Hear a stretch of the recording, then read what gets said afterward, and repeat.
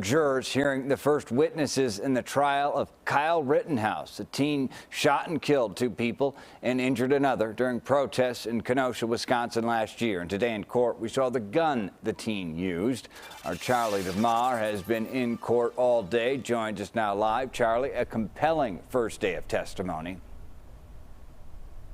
Absolutely, Brad. And much of the morning was dedicated to opening statements from both sides. And no surprise that Kyle Rittenhouse's attorneys are laying the foundation for a self-defense argument.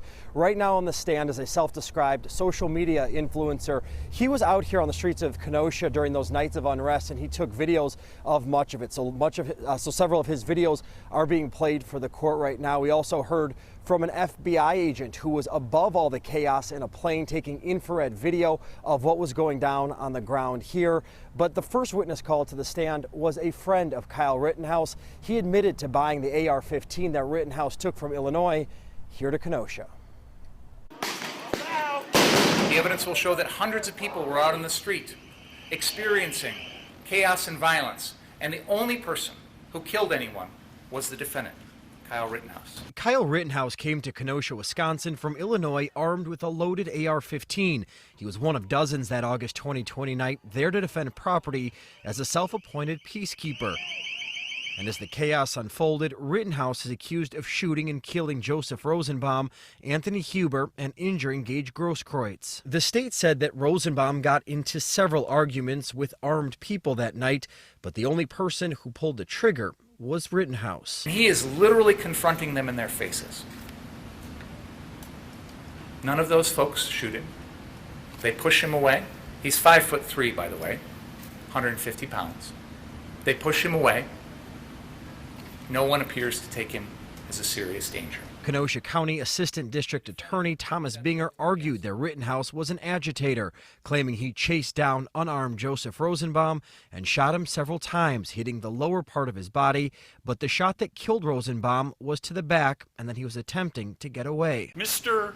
Rittenhouse was the only person who was chased by Joseph Rosenbaum. But attorneys for Rittenhouse paint a different picture of that August night, one of Rittenhouse acting in self-defense. They showed several videos and pictures, one of Rosenbaum setting something on fire, a still image of Grosskreutz reaching to grab a gun, and another of Huber hitting Rittenhouse with his skateboard. Mr. Huber's bare hand on the skateboard, holding the trucks, bringing it into contact with the back of Kyle Rittenhouse's head. Dominick Black took the stand first. He dated Rittenhouse's sister and bought the AR-15 for Rittenhouse, who was 17 and unable to legally buy a gun. He also was in Kenosha protecting property with Rittenhouse and heard the fatal shots from a distance.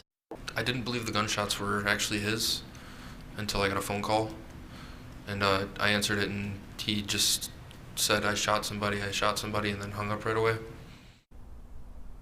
And in court, Rittenhouse could be seen taking notes as different witnesses took the stand today. He was also whispering comments to his legal team, but he seemed pretty relaxed at the breaks of court today. He was making small talk with his attorneys and other people who were there in support of him. He was yawning at times. Again, just pretty relaxed, his demeanor. And it does appear that the current witness on the stand, that self-described social media influencer, will be the last person to testify today. Of course, court will pick up again tomorrow morning. We are live in Kenosha County, Wisconsin. Charlie DeMar, CBS 2 News. Brad?